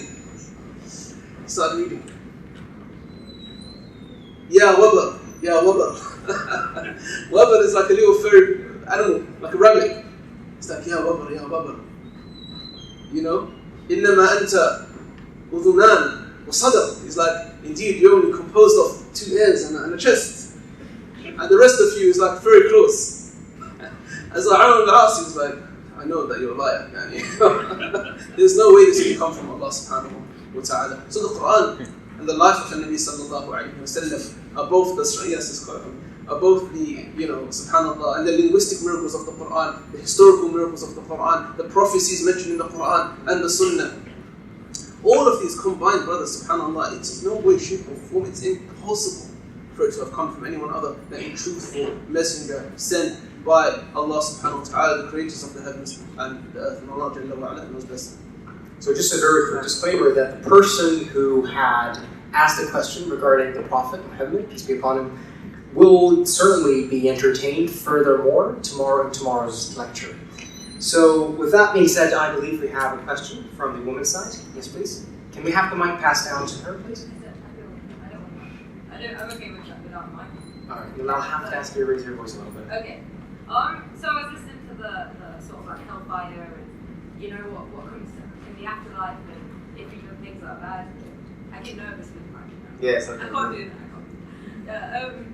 So I don't know if you know, obviously this is probably supposed to be before about the Stephen Fry episode with Brian about religious views and he sort of said, say if you were at the pearly white gates and you had a question for God, and he basically said that why are children born with bone marrow cancer? And I know you probably have like an idea of what you're going to say for this question that I'm asking, but I was just wondering like why are children subjected to a painful life on earth where it's not?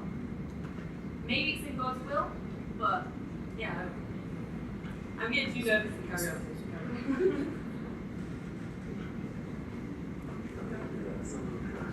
Do you know sort of what I'm? Yeah. I watched that video online actually. So just to kind of repeat what she said so everyone can hear. There's a guy, he's a famous atheist kind of commentator. I don't know what he's famous for, to be honest. What's he famous for? Comedian. Yeah, no, just quite a lot. Yeah, I don't know what he's famous for. But he's definitely famous for something in the UK. Yeah. Which I'm gathering. I'm happy that I found someone from the UK here as well. We don't feel alone now. Yeah. Yes. So Stephen Fry is someone who is known in the UK. He made this video some years ago, I think maybe 2 or 3 years ago, and it was some Irish guy who was asking him a question about what happens if you see God and whatever.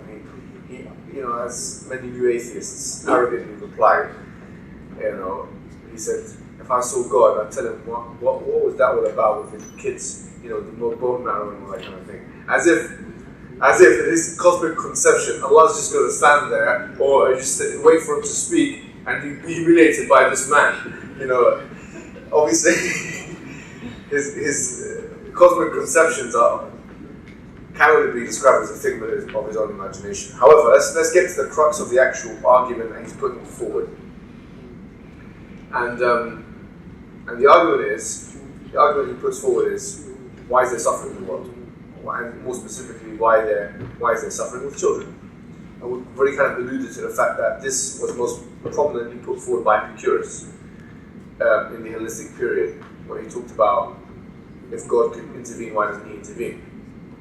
But once again, just to repeat that point I made, that the assumption there, and this is almost universally recognized, not almost universally, but it's recognized on a massive scale now in philosophy, that argument is a reductionist one, which doesn't consider the wisdom of God as an attribute and also the freedom of human beings as a reality. In fact, I've read many different atheist philosophers who say this. Why it is a powerful emotional argument? Why is it the case that we see kids with diseases and so on? And the answer would be, it's within Allah's plan. And we don't believe in the exclusive domain of the material world. So we believe in this world, the grave, the life of the grave, and then the day of judgment, and then heaven and hell. So these are 4 separate domains. And it's like the story of the 3 blind men and the elephant. I'm not sure if you've heard this story before, where one of the blind men come and they touch the elephant in the zoo, and they touch the ear of the elephant. They come back and they ask, what's the elephant like? They say it's a very wavy creature. The other one touches the tail and he's asked, what's the elephant like? It's a very hairy creature. And the other one touches the trunk, a very long creature. So none of the blind men know what the elephant is like, because they have a reduced experience with that elephant. They have a partial experience with that elephant. They have no idea what the elephant looks like from an outside perspective. And the same thing applies in this analogy to the child that's, for example, struck with cancer or something like that, because you could argue, you can see that that child is suffering, but if only you could see that that child will be recompensed and rewarded for that suffering in the afterlife. In this case, perhaps saved and so on. But in this case, you're seeing the whole elephant, or the elephant in its entirety. You're seeing the whole picture, not just the pixel. So, by virtue of necessity, any atheist, most atheists have a materialistic conception of God. But the irony of the reality is, they themselves have no explanation for that. Like, if you ask an atheist, on your worldview, on your materialistic worldview, how can you account for the fact that children have diseases and that these things are happening? And those atheists will say, if they're materialists, these are accidents that happen. They might be subjectively problematic or hurtful or painful to the human being, but intrinsically on an objective level, they don't have any value. In fact, you can even go further than that. You can say that atheists have no mechanism of determining objective truth. And from that perspective, as many of the postmodernists postulate, like Russell and Derrida and Nietzsche, if that's the case, you can't say that you believe in good and bad on an objective level. Evil does not exist on atheism, you could argue. So for that reason, it's only subjective. The evil can only be subjective, it's a social construct, and so on. So to deem that thing as evil is problematic for atheism, because then you have to prove it from first principles, which is almost impossible. Obviously, that's a philosophical task. Not many of the philosophers, moral philosophers, have actually tried to do it. Immanuel Kant is an example, is an exemption of that. But apart from that kind of conception, the atheist is forced into a corner because he's asking a question based on a presupposition that he doesn't even know how to prove himself. So with Stephen Fry, the 3 main questions I would have for him is, how can you prove the existence of evil in the first place from your worldview? How would you conceptualize the treatment of those children on your materialistic worldview? Is it in vain? Basically, are these children being tortured in vain? And number 3, I would ask him, why is it that you reduce God's attributes in your conception to maybe 2 attributes, not considering human free will and the wisdom of God? So this is a very simple disclaimer for friends from other faiths. They are very much recommended and encouraged to put their questions forth, as they are very much prioritized. So are there any questions from the floor? Please. Assalamu brothers. Very good talk. I feel like, mashallah, you guys make a good dynamic duo in da'wah, because one of the brothers uses the language and the themes that us Muslims, we ourselves understand and speak, and then the other brother chimes in and uses the languaging and the themes that the non-Muslims understand and speak. So the question was basically regarding the reason and role of hellfire. There were 2 connected arguments. The first saying that if there's a breach of contract, whether spiritual, whether social, whether legal, it has consequences. And then the other one connected to that was that the magnitude of the consequences is directly proportional to the level of the transgression, which depends on whom you transgress against. It's great. I really look forward to using that. But the one thing that really stumps me is when they ask that the Lord Almighty, why does He need to be worshipped? Why does He want to be worshipped? So essentially, with these arguments, why would that even be a breach of contract, and why would that even be a transgression when He simply not demanded that or wants that? It's not why does Allah need to be want to be worshipped? I mean, the concept of Tawheed is that, وَمَا خَلَقْتُ الْجِنَّ وَالْإِنسَ إِلَّا لِيَعْبُدُونِ. I haven't created man and jinn except to worship me. مَا أُرِيدُ مِنْهُم مِّن رِزْقٍ وَمَا أُرِيدُ مِنْهُمْ أَن يُطْعِمُونِ. Allah subhanahu wa ta'ala clearly states after this that I'm not in need of them to provide for me, nor I am in need of them to feed me or give me any sustenance. Allah subhanahu wa ta'ala is Allah Jalla wa Ala is Al-Ghani. Allah subhanahu wa ta'ala is As-Samad. Allah Jalla wa Ala is one who, what does Samadiyya mean? It means that every single thing in existence depends on Him, but He depends on absolutely no one. And it's interesting because we were talking about this before, that the word Samad, it's not been mentioned in the Old Testament, nor has it been mentioned in the New Testament, or I'm not sure if we can say any scripture, but it's definitely something unique, such that Surah Al-Ikhlas is a sifa, as mentioned by the Sahabi. He used to read it literally in every rak'ah. He used to read in every rak'ah, and one of the companions came to the Prophet ﷺ and said, he keeps reading this in every rak'ah, And so Nabi Sallallahu Alaihi Wasallam asked him about it, and he said, إنها صفة الرحمن. It's a sifa, it's a characteristic of Allah, and I love it. Okay? And so Nabi Sallallahu informed him that Allah Jalla wa Ala loves you. So Allah subhanahu wa ta'ala is not in need of any provision, He's not in need of any worship or anything like this. What He does is due to His divine wisdom and as Mohammed Hijab mentioned, that every single one of the creation is between the fadl of Allah, the rahmah, the mercy of Allah, and between the justice of Allah subhanahu wa ta'ala. And Allah Jalla wa Ala knows best. Also, in terms of contingency, the hidden assumption of the question is that whenever someone asks someone else to do something which relates to that someone in the first place, that something must be, that initial someone must be contingent on that something, on that second part. Let me put it in analysis form, because otherwise I think this is going to be a mouthful, right? If I ask my child to go and, for example, to do the dishes, or let's say, for instance, I say, do the lawn, the greenery. Or if I say, get me a cup, is it conceivable? Is it possible? If I ask my child, if I say, my child, get me a cup of water, and that I'm not thirsty. So I just tell the child, go get me a cup of water, but I'm not thirsty though. The reason why I asked the child to get a cup of water is simply because I wanted to test the child and make that child learn how to get a cup of water.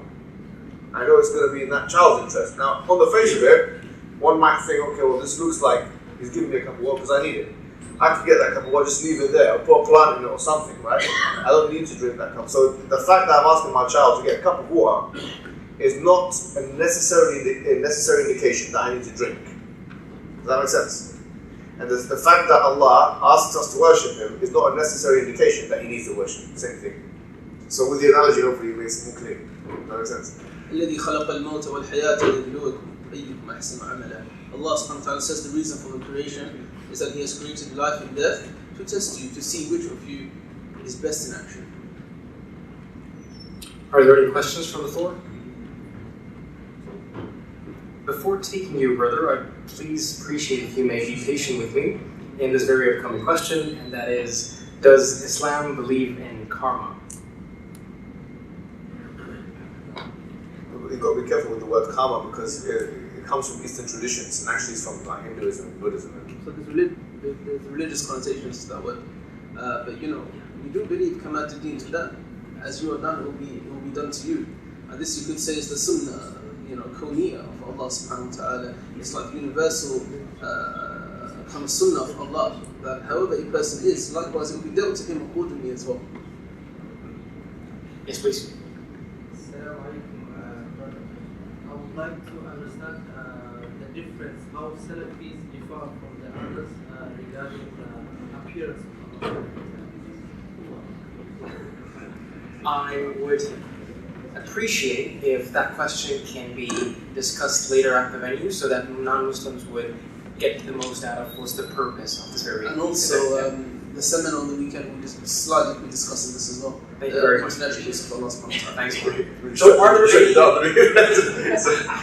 are there any questions related to God, one of which was, but related to God in this very context, available from the floor?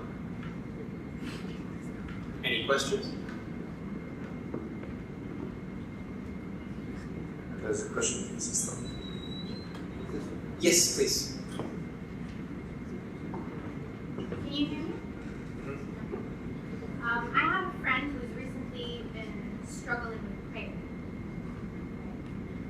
She used to pray every prayer on time, and she could actually help wake up her family for Fajr, and now she isn't praying a single one. What would Allah's hikmah be here? Why is she struggling? She feels very, very guilty, and she'd call me crying. I'm not praying, but I just can't get up. My friends around me are praying, and I can't get up with them. What am I supposed to do? I told her start with one prayer, and try to build your way up from there. But what is the hikmah behind this?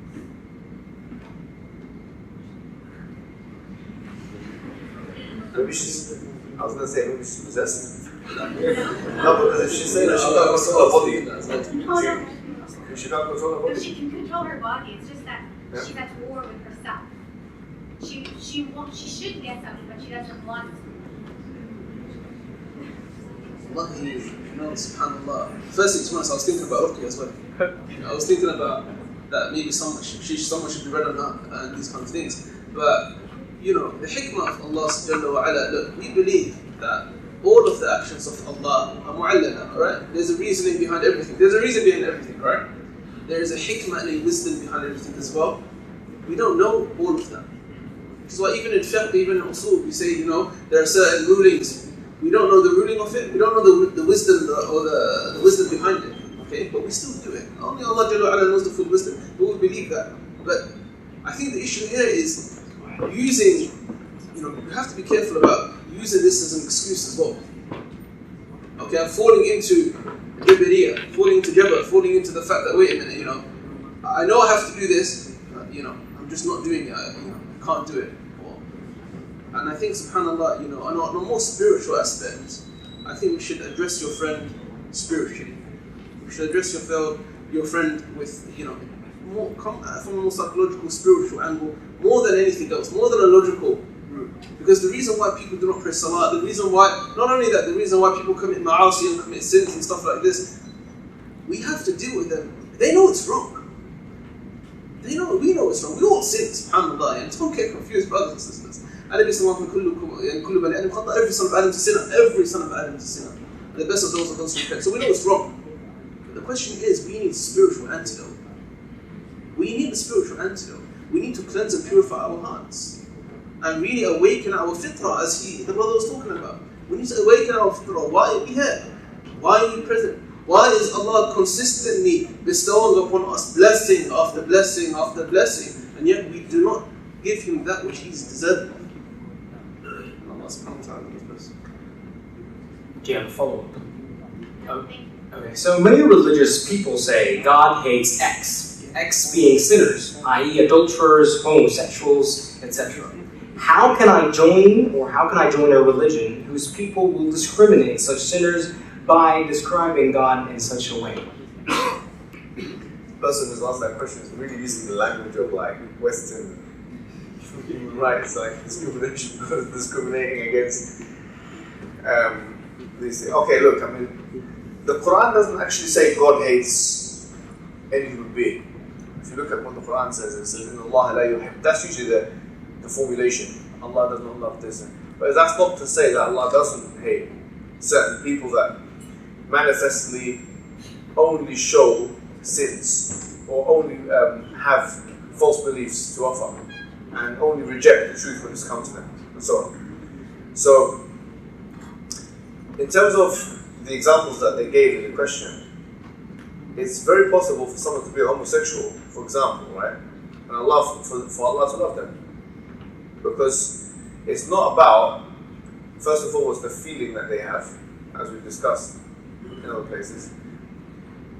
It's about the action that they do. Now, if the action they do is not in line with Islam, then that action itself is hated, but it doesn't necessarily mean that that person is hated.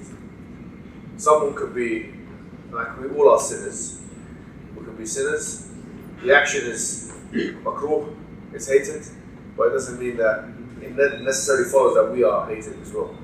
So Allah opens the door. Allah subhanahu wa ta'ala says, فَإِذَا سَأَلَكَ وَإِذَا سَأَلَكَ عِبَادِي عَنِّي فَإِنِّي قَرِيبٌ أُجِيبُ دَعْوَةَ الدَّاعِ إِذَا دَعَانِ. If the slave asks about me to tell him I'm near, I answer the caller of the call. I answer the caller of the caller when he calls. So in other words, the Quran and Islam is open for everyone and anyone. The Quran says, إِنَّ عَلَيْنَا الْهُدَى. Upon us is guidance. Anyone who wants to be guided, whether they're Muslim, non-Muslim, black, white, whatever it is, the doors of Islam are always open to them, according to the Quran. And even in relation to the question of the sister about salah, about praying, I would say also that ask your friend to make dua, really. Ask your friend to make dua to allow her to pray salah and to give her that ability to pray salah. There's no mind, there's nothing without Allah subhanahu wa ta'ala. So let her ask Allah Jalla wa Ala to make dua. Remind her of the fada'il of prayers, remind her of why we pray salah, remind her of the connection that we build with Allah subhanahu wa ta'ala in salah. Remind her that we are the closest to Allah in sujood. Remind her that ad-du'a al-ibadah. Supplicating is worship, it is ibadah. And the whole of salah from beginning to end is a dua. So remind her of the fada'il of these things and tawfiq with Allah subhanahu wa ta'ala. Are there any questions from the floor? There's a brother there. Oh, there's one there. I want to touch up on a statement that you made, Sheikh Mohammed. You said that when it comes to science, we can't predict, or we can't make statements based on what Allah meant in the Quran, right? So, to play the devil's advocate within the dynamics of the Ummah, can one use that argument to say that you can't say what Allah meant when it comes to jurisprudence? And if someone does make that argument, how do you tackle that?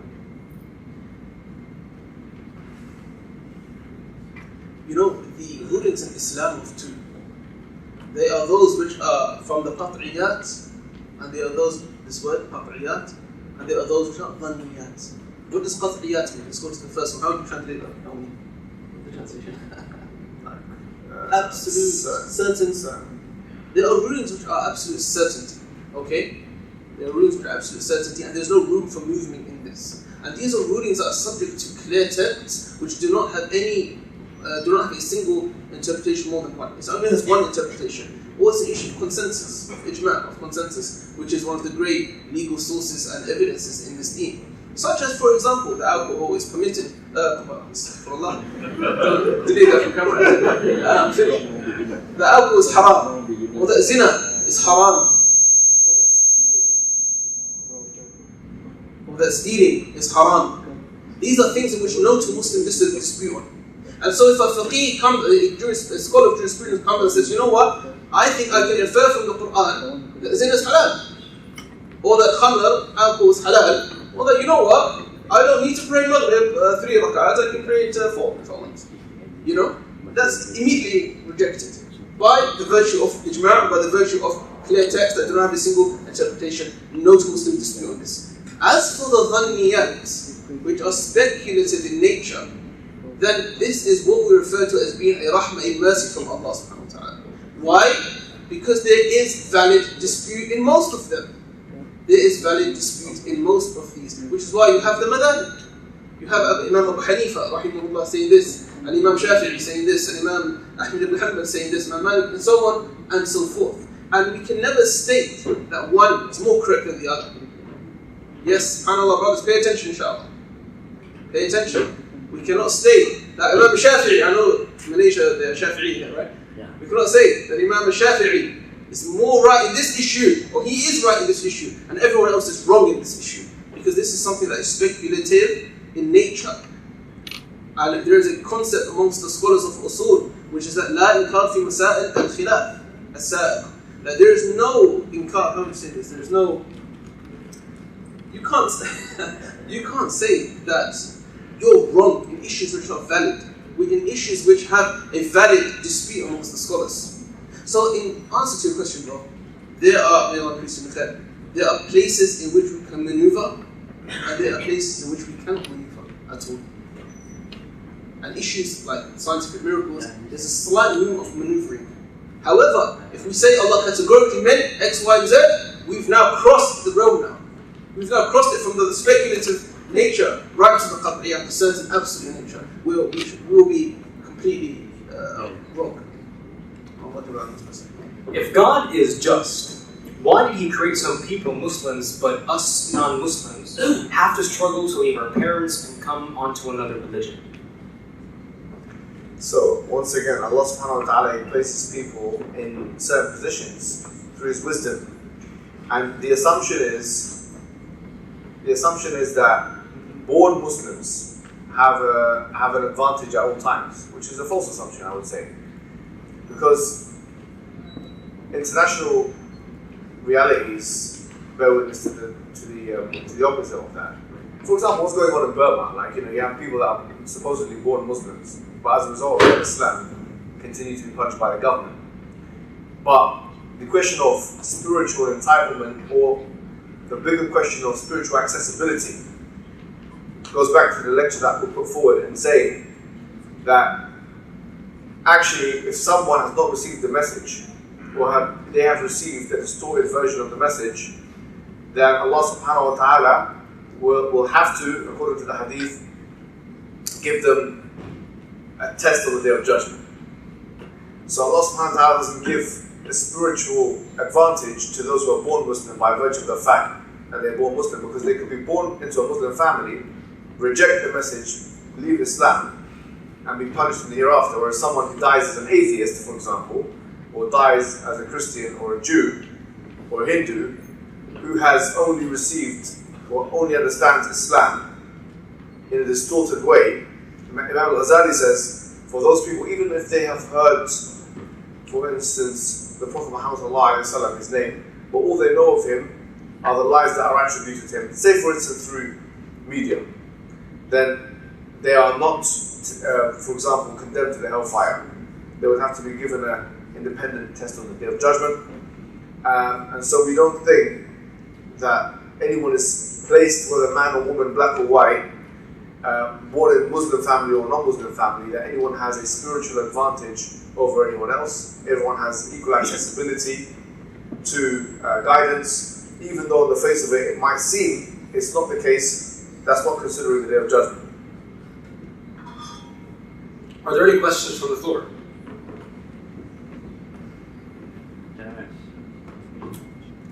I'll hold on to you and have me ask this question, please. In Sweden, suicide levels are increasing. Ironically, it's due to the high well-being level of life they have.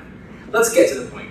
After we succeed in the primary test of life, we will be sent to heaven. But what after heaven? Won't we ever just get sick?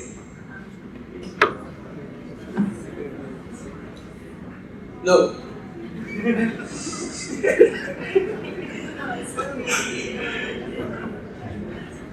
Alright, so with respect to the brother, the answer has been answered. Okay, this is, I've just asked. So, okay, this is quite, as you know that currently, Malaysia has changed the political, as you know, so currently there are a lot of, what you say, in terms of this opposition, or this, playing the racist and also religion cards and that. So I just want to ask your opinion. I think last week, or the last 2 weeks, there's a man who has been in prison for 10 years. Okay, Brother, I would appreciate not discussing any matters related to politics and the DIW event. Thank you very much for your understanding. But if just you may discuss that later on. I would say to you that, to be honest, I'm not really familiar with Malaysian politics that much anyway. Yeah. So, yeah, honestly, Thank you very much for your understanding. Thanks a lot. I wish I could. Any other DIW related topics? Questions? From the floor? Yes, sir, please. Assalamu alaikum wa rahmatullah. Jazakallah. for the wonderful speech and for being here. My question is, we know that Allah is infinite in His nature, and everything else that is His creation is finite. So does that mean in scientific theory, mathematical theory, where they say that numbers are infinite, this is diametrically opposed to Islam because Allah is the only thing that can be infinite? The question of infinity is a very, very interesting one. I'm actually writing a piece on it right now, so inshallah it will come out soon. And basically to answer your question, the what is infinity? Obviously we have to talk about what is infinitely being referred to. So for example, are we talking about an infinite amount of time? Are we talking about an infinite amount of objects, celestial objects? Are we talking about an infinite amount of motions? And all three of those things which I've just mentioned are inextricably linked. The question of if an infinite reality exists in the real world is one of considerable debate throughout history.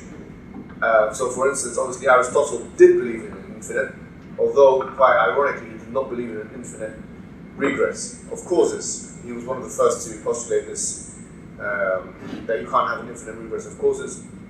John of Philoponus, a Christian theologian, he put forward three arguments for the inconsistency of an infinite and real world.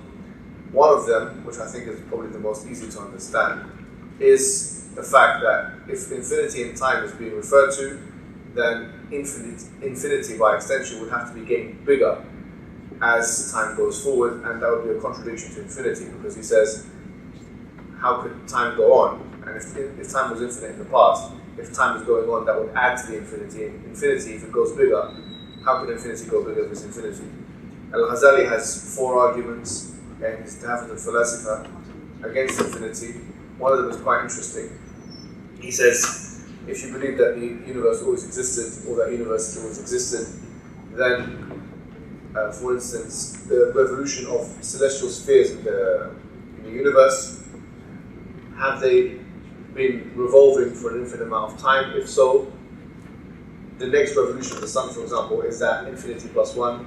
So usually infinity is rejected because it's contrary, because the paradoxes that are associated with it. For example, that it can't get, how could infinity get bigger and how could it get smaller? Because infinity by the nature of its existence is everything, right?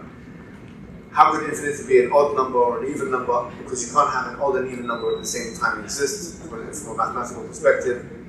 These are the kind of arguments that people like Al-Ghazali, people like John of Philoponus put forward, and continued. This kind of argument continued to be put forward by people like Hindenburg, who's a mathematician in the current time. We talked about the hotel. If you have an infinite amount of hotel rooms and one more person coming for the hotel, then it's infinity plus one. It's usually to do with infinity plus one, minus one. It doesn't make sense. Usually the argument is somewhere around there. On the other hand, other philosophers disagreed and said infinity is conceivable. I'm not going to go into great detail about that. I'll have a published work on that soon, inshallah. The idea of infinity relating to Allah subhanahu wa ta'ala, we have to relate it to attributes. So we say He's infinitely what? Infinitely what? Infinitely powerful, infinitely. Because the word infinity by itself means nothing actually. It actually means nothing. You have to say infinite time, infinite power, infinite energy, infinite. In that context, we can start to contextualize. And so it doesn't contradict anything when you say Allah subhanahu wa ta'ala is infinitely powerful, for example, because that it's neither here nor there. It's inconceivable. It's inconceivable not from a rational perspective, but something from an experiential perspective. We've never experienced something which is infinitely powerful, for example. But once again, that inconceivability or that non-contact with something doesn't mean it doesn't exist. So, to answer your question, infinity is a big question, but in a nutshell, it's something which you could argue that could exist in the real world. It doesn't contradict either way. It does not contradict Allah. So whether infinity exists or doesn't exist, it doesn't mean anything. You can just connect it to Allah. If you really do believe in infinity of time, for example, then you can say, who's causing that infinite time? Because having an infinite time doesn't negate the existence of a coextensive cause of that infinite time. In this case, the coextensive cause of that infinite time would be Allah subhanahu wa ta'ala. Or having an infinite amount of bodies that are sequenced in a certain way doesn't negate the fact that you have a coextensive cause of those bodies or those objects in the time period. So I would say infinity doesn't throw the cat into the pigeons in the sense that it doesn't actually disprove anything. You can have the only thing infinity does is it changes the way you think about God. Infinity can do nothing in proving or disproving God from a rational perspective. It can only change your conception of God. We actually have we have 2 papers published soon, actually, on the issue of infinity. So watch out for that. So it's a big topic. Yeah. So mashallah, we actually have one submitted by a sister. This will be published soon. Salam.org.uk, Trend Publications site, inshallah. Okay, so we'll be wrapping it up with a final question that we just have received, and that is from a non-Muslim stating, is it possible that Buddha is among the unknown prophets? Yeah, it's possible, it's not mentioned in our books, so we can say it's definitely the case. Allah Jalla wa Ala says, وَرُسُلًا قَدْ قَصَصْنَاهُمْ عَلَيْكَ مِنْ قَبْلِ وَرُسُلًا لَمْ نَقْصُصْهُمْ عَلَيْكَ. That we have sent messengers we have told you about, and we have sent messengers we have not told you about. And so we can only affirm the messages that Allah and His Messenger sallallahu alaihi wasallam have told us about. As for the ones that they haven't told us about, and which are many, over 120,000 according to al-hadith, we say Allah Jalla wa Ala knows best. We neither affirm prophethood for them. Actually, we do deny prophethood from them, unless there's a text to indicate that. Jazakumullahu khairah. Thank you very much for your time invested in this very evening.